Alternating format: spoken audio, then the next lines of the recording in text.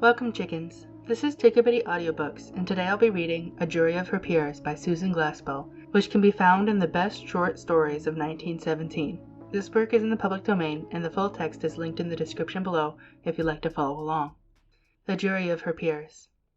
When Martha Hale opened the storm door and got a cut of the north wind, she ran back for her big woolen scarf. As she hurriedly wound that round her head, her eye made a scandalized sweep of the kitchen. It was no ordinary thing that called her away. It was probably farther from ordinary than anything that had ever happened in Dickson County. But what her eye took in was that her kitchen was in no shape for leaving. Her bread all ready for mixing, half the flour sifted and half unsifted.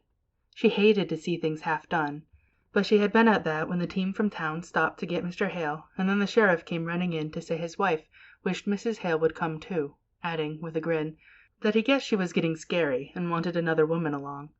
So she had dropped everything right where it was. "Martha!" Now came her husband's impatient voice. "Don't keep folks waiting out here in the cold."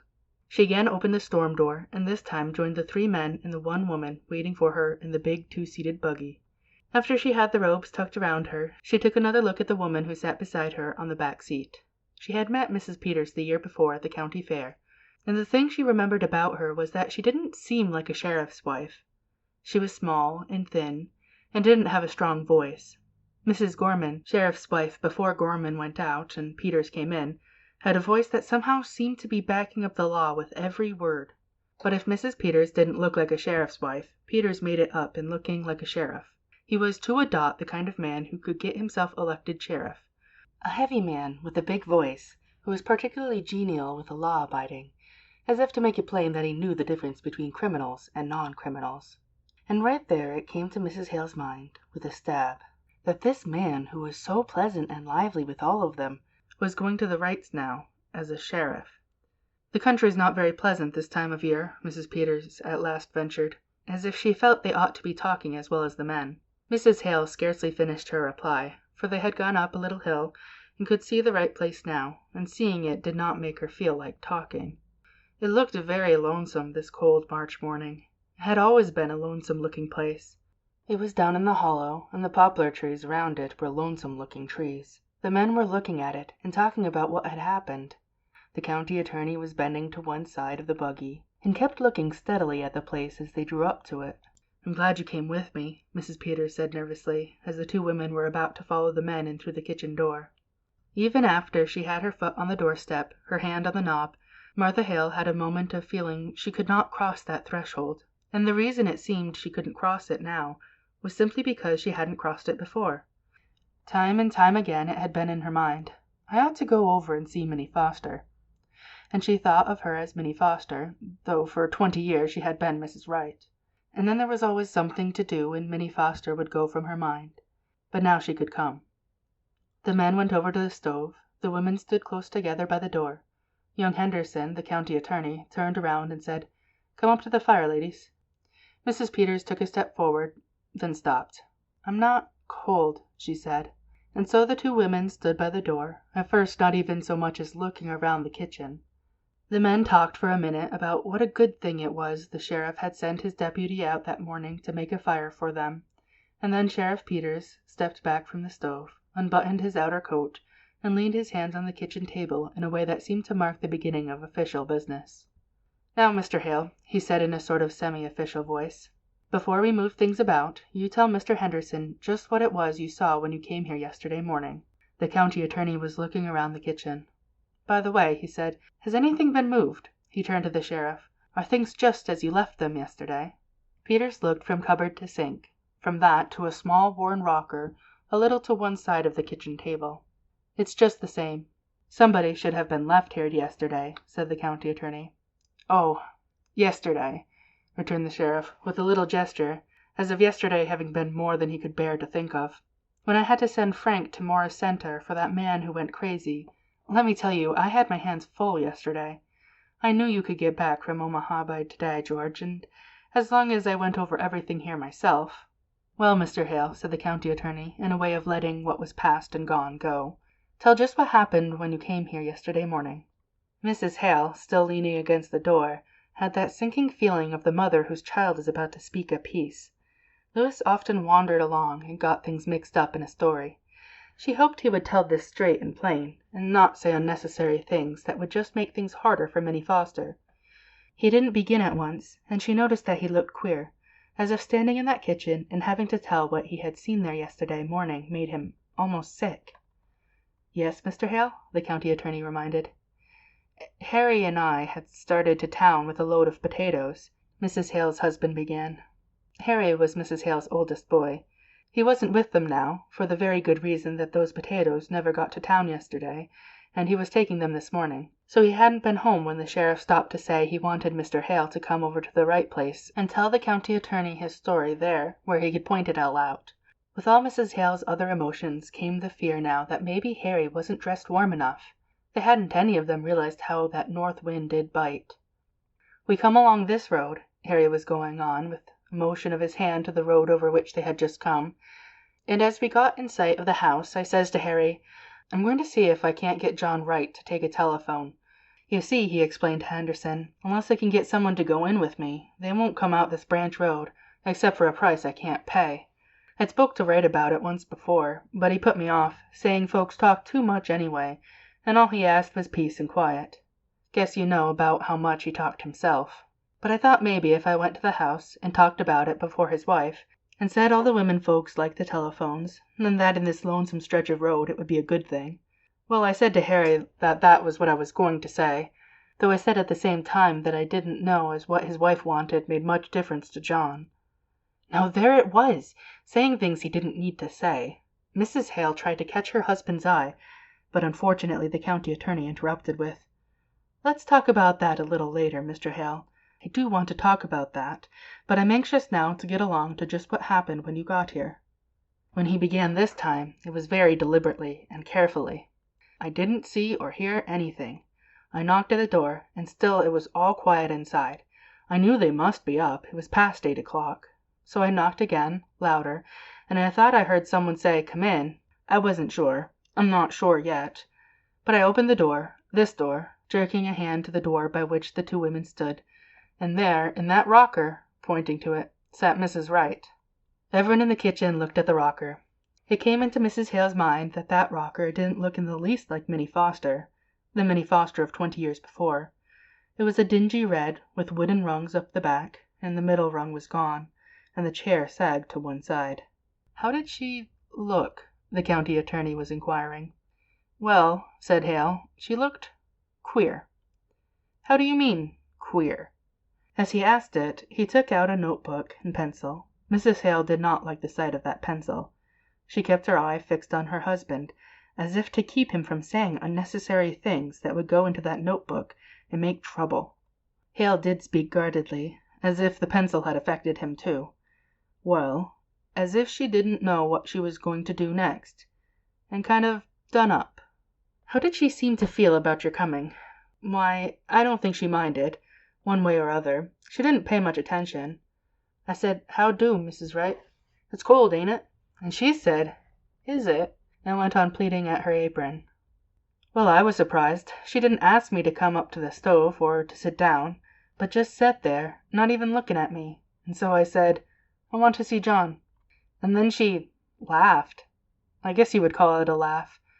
I thought of Harry and the team outside, so I said, a little sharp, 'Can I see John?' 'No,' says she, kind of dull-like.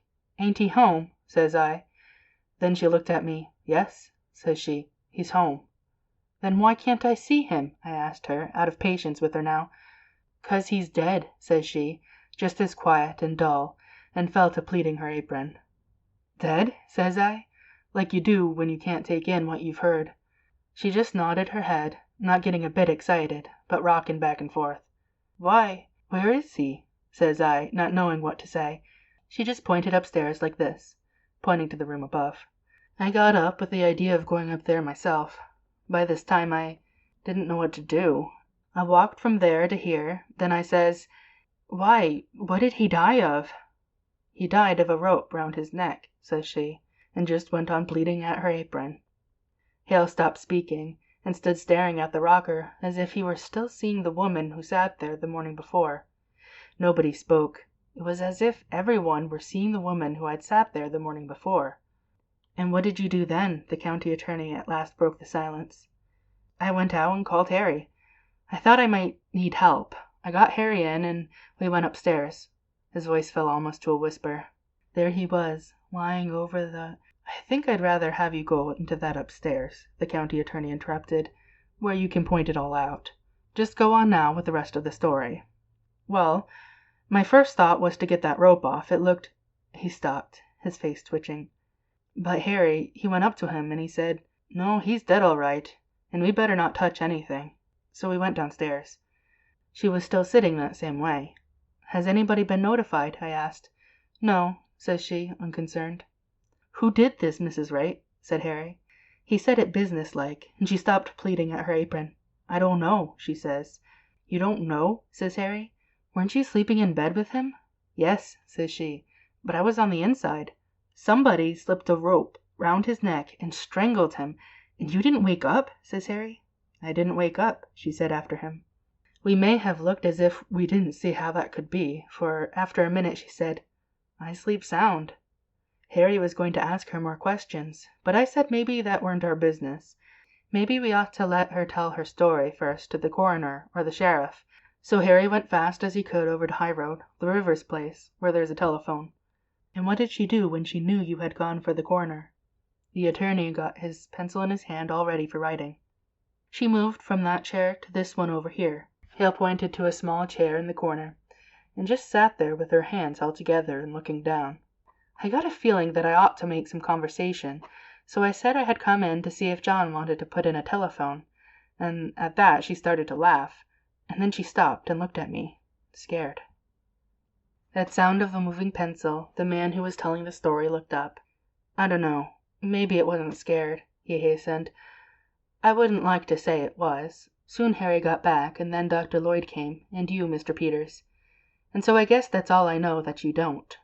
He said the last with relief, and moved a little, as if relaxing. Everyone moved a little. The county attorney walked towards the stair door.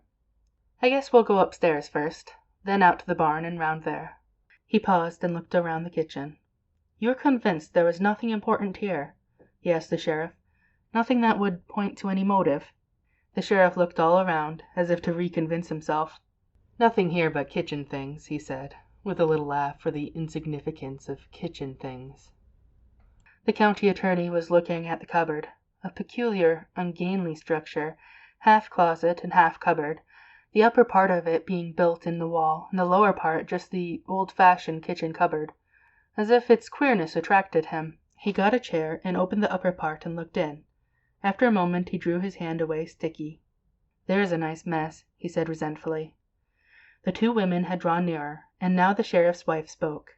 "Oh, her fruit," she said, looking to Mrs. Hale for sympathetic understanding. She turned back to the county attorney and explained.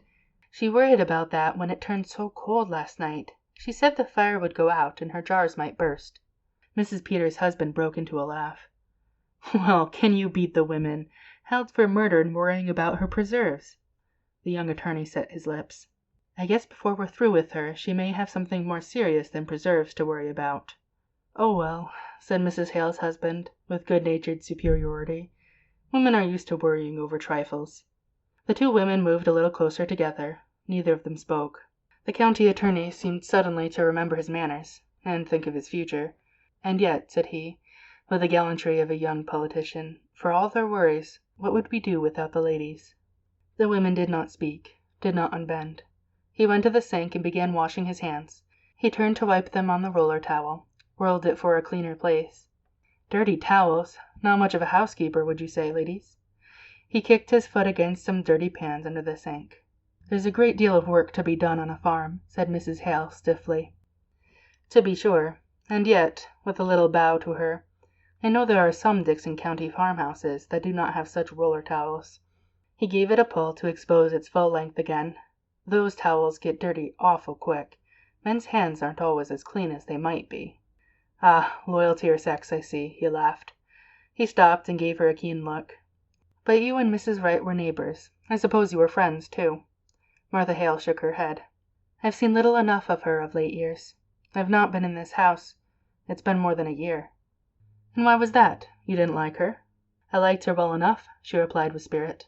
Farmers' wives have their hands full, Mr. Henderson, and then— She looked around the kitchen. Yes, he encouraged. It never seemed a very cheerful place, said she, more to herself than to him. No, he agreed. I don't think anyone would call it cheerful. I shouldn't say she had the home-making instinct. Well, I don't know as Wright had either, she muttered. You mean they didn't get on very well? He was quick to ask. No, I don't mean anything, she answered with decision. As she turned a little away from him, she added, but I don't think a place would be any the cheerfuller for John Wright's being in it. I'd like to talk to you about that a little later, Mrs. Hale, he said. I'm anxious to get the lay of things upstairs now. He moved toward the stair door, followed by the two men. I suppose anything Mrs. Peter does will be all right, the sheriff inquired. She was to take in some clothes for her, you know, a few little things. We left in such a hurry yesterday. The county attorney looked at the two women whom they were leaving alone there among the kitchen things. Yes, Mrs. Peters, he said, his glance resting on the woman who was not Mrs. Peters, the big farmer woman who stood behind the sheriff's wife. Of course Mrs. Peters is one of us, he said, in a manner of entrusting responsibility. And keep an eye out, Mrs. Peters, for anything that might be of use. No telling, you women might come upon a clue to the motive, and that's the thing we need. Mr. Hale rubbed his face after the fashion of a showman getting ready for a pleasantry.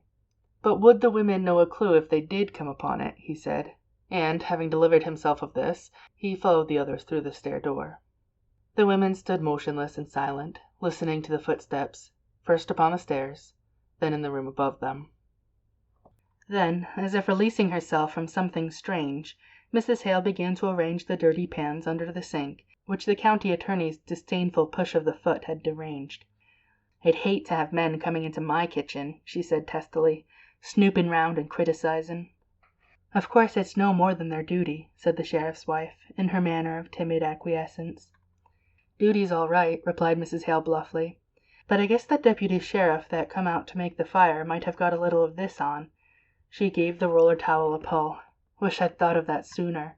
Seems mean to talk about her for not having things slicked up when she had to come away in such a hurry. She looked around the kitchen. Certainly it was not slicked up. Her eye was held by a bucket of sugar on a low shelf. The cover was off the wooden bucket, and beside it was a paper bag, half full. Mrs. Hale moved toward it. She was putting this in there, she said to herself, slowly. She thought of the flour in her kitchen at home, half sifted, half not sifted. She had been interrupted, and had left things half done. What had interrupted Minnie Foster? Why had that work been left half done? She made a move as if to finish it. Unfinished things always bothered her. And then she glanced around and saw that Mrs. Peters was watching her. And she didn't want Mrs. Peters to get that feeling she had got of work begun, and then, for some reason, not finished. It's a shame about her fruit, she said, and walked toward the cupboard that the county attorney had opened, and got on the chair, murmuring, I wonder if it's all gone. It was a sorry enough looking sight, but here's one that's all right, she said at last. She held it toward the light. This is cherries, too. She looked again. I declare I believe that's the only one. With a sigh, she got down from the chair, went to the sink, and wiped off the bottle. She'll feel awful bad after all her hard work and the hot weather. I remember the afternoon I put up my cherries last summer. She set the bottle on the table, and, with another sigh, started to sit down in the rocker. But she did not sit down. Something kept her from sitting down in that chair. She straightened, stepped back, and, half turned away, stood looking at it, seeing the woman who had sat there, pleating her apron. The thin voice of the sheriff's wife broke in upon her. I must be getting those things from the front room closet. She opened the door into the other room and started in, stepped back. You coming with me, Mrs. Hale? She asked nervously. You could help me get them. They were soon back. The stark coldness of that shut-up room was not a thing to linger in. My, said Mrs. Peters, dropping the things on the table and hurrying to the stove. Mrs. Hale stood examining the clothes the woman who was being detained in town had said she wanted. Wright was close, she exclaimed, holding up a shabby black skirt that bore the marks of much making over. I think maybe that's why she kept so much to herself. I suppose she felt she couldn't do her part.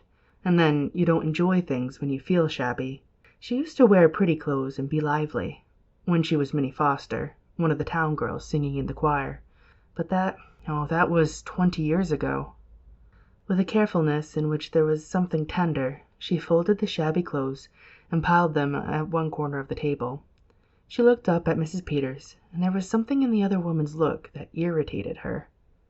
"She don't care," she said to herself. "Much difference it makes to her whether Minnie Foster had pretty clothes when she was a girl."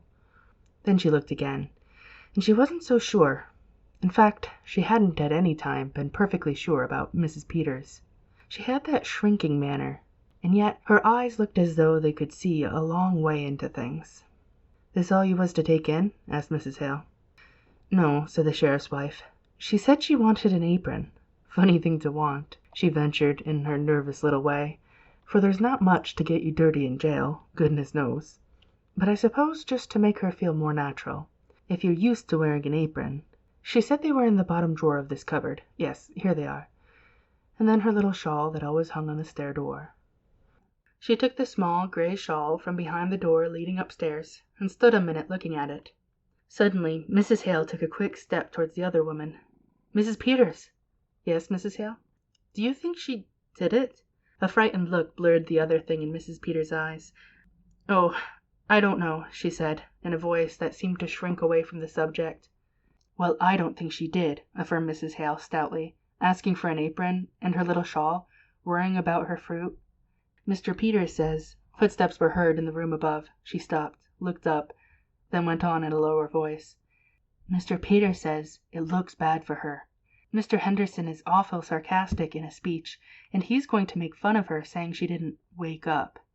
For a moment Mrs. Hale had no answer. Then, "Well, I guess John Wright didn't wake up when they was slipping that rope under his neck," she muttered. "No, it's strange," breathed Mrs. Peters. "They think it was a funny way to kill a man."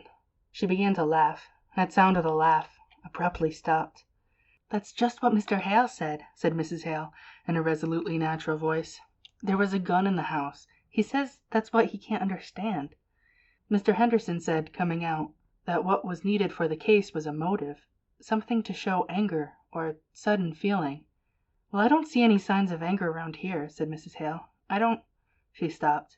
It was as if her mind tripped on something. Her eye was caught by a dish towel in the middle of the kitchen table. Slowly she moved toward the table. One half of it was wiped clean, the other half messy.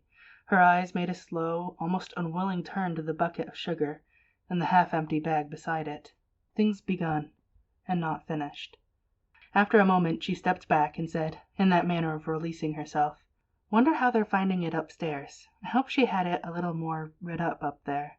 You know," she paused, and feeling gathered, "it seems kind of sneaking, locking her up in town and coming out here to get her own house to turn against her." "But Mrs. Hale," said the sheriff's wife, "the law is the law." "I suppose 'tis," answered Mrs. Hale shortly. She turned to the stove, saying something about that fire not being much to brag of. She worked with it a minute, and when she straightened up, she said aggressively, "The law is the law, and a bad stove is a bad stove. How'd you like to cook on this?" Pointing with the poker to the broken lining. She opened the oven door and started to express her opinion of the oven, but she was swept into her own thoughts, thinking of what it would mean, year after year, to have that stove to wrestle with. The thought of Minnie Foster trying to bake in that oven, and the thought of her never going over to see Minnie Foster. She was startled by hearing Mrs. Peters say, "A person gets discouraged and loses heart." The sheriff's wife had looked from the stove to the sink, to the pail of water which had been carried in from outside. The two women stood there silent. Above them the footsteps of the men who were looking for evidence against the woman who had worked in that kitchen. That look of seeing into things, of seeing through a thing to something else, was in the eyes of the sheriff's wife now. When Mrs. Hale next spoke to her, it was gently. "Better loosen up your things, Mrs. Peters. We'll not feel them when we go out." Mrs. Peters went to the back of the room to hang up the fur tippet she was wearing. A moment later she exclaimed, "Why, she was piecing a quilt," and held up a large sewing basket piled high with quilt pieces. Mrs. Hale spread some of the blocks out on the table. "It's log cabin pattern," she said, putting several of them together. "Pretty, isn't it?" They were so engaged with the quilt that they did not hear the footsteps on the stairs. Just as the stair door opened, Mrs. Hale was saying, "Do you suppose she was going to quilt it, or just knot it?" The sheriff threw up his hands. "They wonder whether she was going to quilt it or just knot it." There was a laugh for the ways of women, a warming of hands over the stove, and then the county attorney said briskly, "Well, let's go right out to the barn and get that cleared up." "I don't see that there's anything so strange," Mrs. Hale said resentfully, after the outside door had closed on the three men. "Our taking up our time with little things while we're waiting for them to get the evidence. I don't see as it's anything to laugh about." "Of course they've got awful important things on their minds," said the sheriff's wife apologetically. They returned to an inspection of the block for the quilt. Mrs. Hale was looking at the fine, even sewing, and preoccupied with thoughts of the woman who had done that sewing, when she heard the sheriff's wife say, in a queer tone, "Why, look at this one." She turned to take the block held out to her. "The sewing," said Mrs. Peters in a troubled way. "All the rest of them have been so nice and even, but this one, why, it looks as if she didn't know what she was about." Their eyes met. Something flashed to life, passed between them. Then, as if with an effort, they seemed to pull away from each other. A moment Mrs. Hale sat her hands folded over that sewing which was so unlike all the rest of the sewing. Then she had pulled a knot and drawn the needles. "Oh, what are you doing, Mrs. Hale?" asked the sheriff's wife, startled. "Just pulling out a stitch or two that's not sewed very good," said Mrs. Hale mildly. "I don't think we ought to touch things," Mrs. Peters said, a little helplessly. "I'll just finish up this end," answered Mrs. Hale, still in that mild, matter-of-fact fashion. She threaded a needle and started to replace bad sewing with good. For a little while she sewed in silence. Then, in that thin, timid voice, she heard, "Mrs. Hale." "Yes, Mrs. Peters?" "What do you suppose she was so nervous about?" "Oh, I don't know," said Mrs. Hale, as if dismissing a thing not important enough to spend much time on. "I don't know as she was nervous. I sew awful queer sometimes when I'm just tired." She cut a thread, and out of the corner of her eye looked up at Mrs. Peters. The small, lean face of the sheriff's wife seemed to have tightened up. Her eyes had that look of peering into something. But next moment she moved, and said in her thin, indecisive way, "Well, I must get those clothes wrapped. They may be through sooner than we think. I wonder where I could find a piece of paper and string." "In that cupboard, maybe," suggested Mrs. Hale, after glancing around. One piece of the crazy sewing remained unripped. Mrs. Peters' back turned. Martha Hale now scrutinized that piece and compared it with the dainty, accurate sewing of the other blocks. The difference was startling. Holding this block made her feel queer, as if the distracted thoughts of the woman who had perhaps turned to it to try to quiet herself were communicating themselves to her. Mrs. Peters' voice roused her. "There's a bird cage," she said. "Did she have a bird, Mrs. Hale?" "Why, I don't know whether she did or not." She turned to look at the cage Mrs. Peters was holding up. "I've not been here in so long." She sighed. "There was a man round last year selling canaries cheap, but I don't know as she took one. Maybe she did. She used to sing real pretty herself." Mrs. Peters looked around the kitchen. "It seems kind of funny to think of a bird here." She half laughed, an attempt to put up a barrier. "But she must have had one.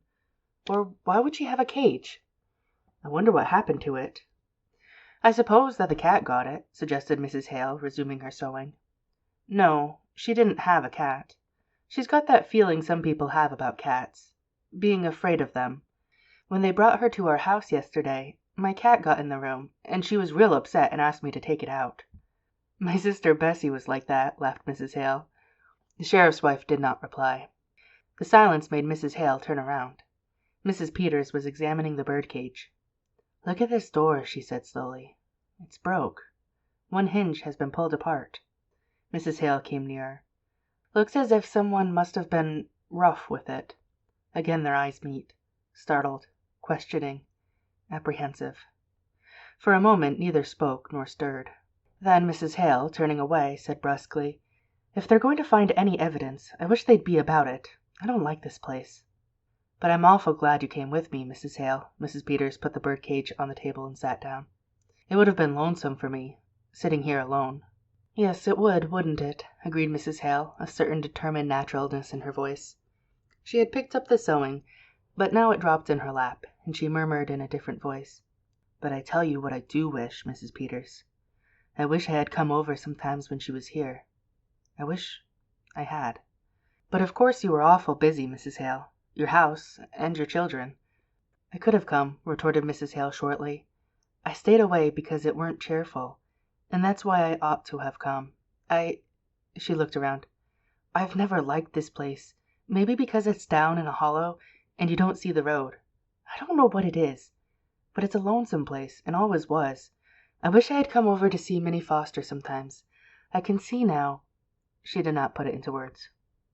"Well, you mustn't reproach yourself," counseled Mrs. Peters. "Somehow, we just don't see how it is with other folks till something comes up."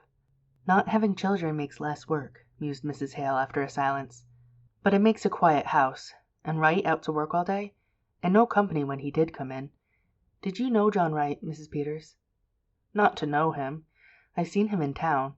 They say he was a good man." "Yes, good," conceded John Wright's neighbor grimly. "He didn't drink, and kept his word as well as most, I guess, and paid his debts. But he was a hard man, Mrs. Peters, just to pass the time of day with him." She stopped, shivered a little. "Like a raw wind that gets to the bone." Her eye fell upon the cage on the table before her, and she added, almost bitterly, "I should think she would have wanted a bird." Suddenly she leaned forward, looking intently at the cage. "But what do you suppose went wrong with it?" "I don't know," returned Mrs. Peters, "unless it got sick and died." But after she said it, she reached over and swung the broken door. Both women watched it as if somehow held by it. "You didn't know her?" Mrs. Hale asked, a gentler note in her voice. "Not till they brought her yesterday," said the sheriff's wife. Come to think of it, she was kind of like a bird herself. Real sweet and pretty, but kind of timid and fluttery. How she did change. That held her for a long time. Finally, as if struck with a happy thought and relieved to get back to everyday things, she exclaimed, "Tell you what, Mrs. Peters, why don't you take the quilt in with you? It might take up her mind." "Why, I think that's a real nice idea, Mrs. Hale," agreed the sheriff's wife, as if she too were glad to come into the atmosphere of a simple kindness. "There couldn't possibly be any objection to that, could there? Now, just what will I take? I wonder if her patches are in here, and her things." They turned to the sewing basket. "Here's some red," said Mrs. Hale, bringing out a roll of cloth. Underneath that was a box. "Here, maybe her scissors are in here, and her things." She held it up. "What a pretty box! I'll warrant that was something she had a long time ago, when she was a girl." She held it in her hand a moment, then, with a little sigh, opened it. Instantly her hand went to her nose. "Why—" Mrs. Peters drew nearer, then turned away. "There's something wrapped up in this piece of silk," faltered Mrs. Hale. "This isn't her scissors," said Mrs. Peters, in a shrinking voice. Her hand not steady, Mrs. Hale raised the piece of silk. "Oh, Mrs. Peters," she cried, Mrs. Peters bent closer. "It's the bird," she whispered. "But Mrs. Peters," cried Mrs. Hale, "look at it! Its neck! Look at its neck! It's all other side to." She held the box away from her. The sheriff's wife again bent closer. "Somebody wrung its neck," said she, in a voice that was slow and deep. And then again the eyes of the two women met, this time clung together in a look of dawning comprehension, of growing horror. Mrs. Peters looked from the dead bird to the broken door of the cage. Again their eyes met. And just then there was a sound at the outside door.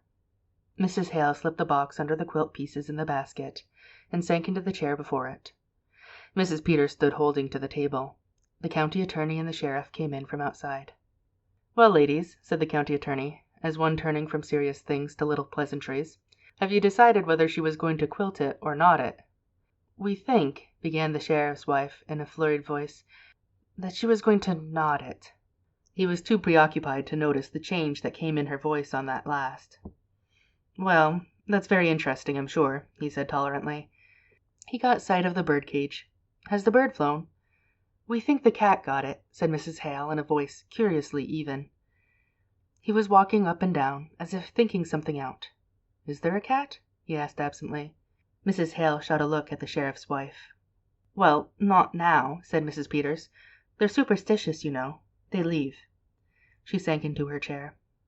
The county attorney did not heed her. "No sign at all of anyone having come in from the outside," he said to Peters, in the manner of continuing an interrupted conversation. "Their own rope.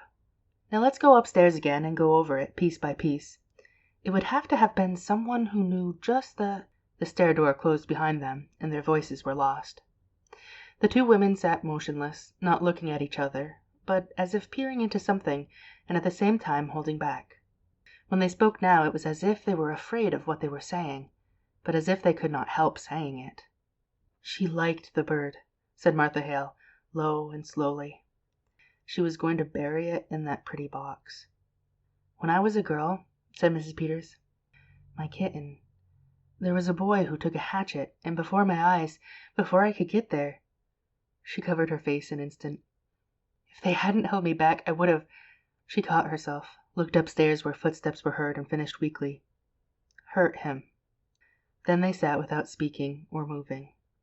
"I wonder how it would seem," Mrs. Hale at last began, as if feeling her way over strange ground, "never to have had any children around?" Her eyes made a slow sweep of the kitchen, as if seeing what that kitchen had meant through all the years.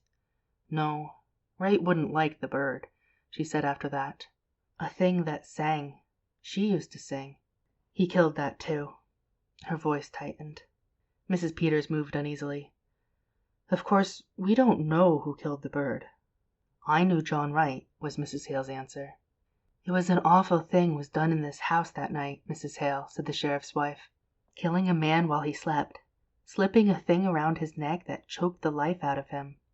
Mrs. Hale's hand went out to the birdcage. "His neck. Choked the life out of him." "We don't know who killed him," whispered Mrs. Peters wildly. "We don't know." Mrs. Hale had not moved. "If there had been years and years of nothing, then a bird to sing to you, it would be awful still after the bird was still." It was as if something within her, not herself, had spoken, and it found in Mrs. Peters something she did not know as herself. "I know what stillness is," she said in a queer, monotonous voice. "When we homesteaded in Dakota, and my first baby died, after he was 2 years old, and me with no other then." Mrs. Hale stirred. "How soon do you suppose they'll be through looking for the evidence?" "I know what stillness is," repeated Mrs. Peters, in just that same way. Then she too pulled back. "The law has got to punish crime, Mrs. Hale," she said in her tight little way. "I wish you'd seen Minnie Foster," was the answer, "when she wore a white dress with blue ribbons and stood up there in the choir and sang. The picture of that girl, the fact that she had lived neighbor to that girl for 20 years and had let her die for lack of life, was suddenly more than she could bear. 'Oh, I wish I'd come over here once in a while,' she cried. 'That was a crime. That was a crime. Who's going to punish that?'" "We mustn't take on," said Mrs. Peters, with a frightened look toward the stairs. "I might have known she needed help. I tell you it's queer, Mrs. Peters. We live close together, and we live far apart. We all go through the same things. It's all just a different kind of the same thing. If it weren't, why do you and I understand? Why do we know what we know this minute?" She dashed her hand across her eyes. Then, seeing the jar of fruit on the table, she reached for it and choked out, "If I was you, I wouldn't tell her her fruit was gone. Tell her it ain't. Tell her it's all right. All of it. Here, take this in to prove it to her. She may never know whether it was broke or not." She turned away. Mrs. Peters reached out for the bottle of fruit as if she were glad to take it, as if touching a familiar thing, having something to do, could keep her from something else. She got up, looked around for something to wrap the fruit in, took a petticoat from the pile of clothes she had brought from the front room, and nervously started winding that round the bottle. "My," she began in a high, false voice, "it's a good thing the men couldn't hear us, getting all stirred up over a little thing like a dead canary." She hurried over that, as if that could have anything to do with, my, wouldn't they laugh? Footsteps were heard on the stairs. "Maybe they would," muttered Mrs. Hale. "Maybe they wouldn't." "No, Peters," said the county attorney incisively. "It's all perfectly clear, except for the reason for doing it. But you know juries when it comes to women.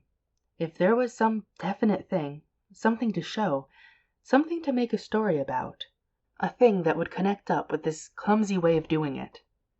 In a covert way, Mrs. Hale looked at Mrs. Peters. Mrs. Peters was looking at her. Quickly, they looked away from each other. The outer door opened and Mr. Hale came in. "I've got the team round now," he said. "Pretty cold out there." "I'm going to stay here a while myself," the county attorney suddenly announced. "You can send Frank out for me, can't you?" he asked the sheriff. "I want to go over everything. I'm not satisfied we can't do better." Again, for one brief moment, the two women's eyes found one another. The sheriff came up to the table. "Did you want to see what Mrs. Peters was going to take in?" The county attorney picked up the apron. He laughed. "Oh, I guess they're not very dangerous things the ladies have picked out." Mrs. Hale's hand was on the sewing basket in which the box was concealed. She felt that she ought to take her hand off the basket. She did not seem able to. He picked up one of the quilt blocks which she had piled on to cover the box. Her eyes felt like fire. She had a feeling that if he took up the basket, she would snatch it from him. But he did not take it up. With another little laugh, he turned away, saying, "No, Mrs. Peters doesn't need supervising. For that matter, a sheriff's wife is married to the law. Ever think of it that way, Mrs. Peters?" Mrs. Peters was standing beside the table. Mrs. Hale shot a look up at her, but she could not see her face. Mrs. Peters had turned away. When she spoke, her voice was muffled. "Not just that way," she said. "Married to the law," chuckled Mrs. Peters' husband. He moved toward the door into the front room and said to the county attorney, "I just want you to come in here a minute, George. We ought to take a look at these windows." "Oh, windows," said the county attorney scoffingly. "We'll be right out, Mr. Hale," said the sheriff to the farmer, who was still waiting by the door. Hale went to look after the horses. The sheriff followed the county attorney into the other room. Again, for one final moment, the two women were alone in that kitchen. Martha Hale sprang up, her hands tight together, looking at that other woman with whom it rested. At first she could not see her eyes, for the sheriff's wife had not turned back since she turned away at the suggestion of being married to the law. But now Mrs. Hale made her turn back. Her eyes made her turn back. Slowly, unwillingly, Mrs. Peters turned her head until her eyes met the eyes of the other woman. There was a moment when they held each other in a steady, burning look, in which there was no evasion nor flinching. Then Martha Hale's eyes pointed the way to the basket in which was hidden the thing that would make certain the conviction of the other woman, that woman who was not there, and yet who had been there with them all through that hour. For a moment Mrs. Peters did not move. And then she did. With a rush forward, she threw back the quilt pieces, got the box, tried to put it in her handbag. It was too big. Desperately she opened it, started to take the bird out. But there she broke. She could not touch the bird. She stood there helpless, foolish. There was the sound of a knob turning in the inner door. Martha Hale snatched the box from the sheriff's wife and got it in the pocket of her big coat just as the sheriff and the county attorney came back into the kitchen. "Well, Henry," said the county attorney facetiously, "at least we found out that she was not going to quilt it. She was going to— what is it you call it, ladies?" Mrs. Hale's hand was against the pocket of her coat. "We call it— knot it, Mr. Henderson." Thanks for listening. Comment below any thoughts you had on the story, or if you have suggestions for other stories you think I should read. Chickabiddy, out.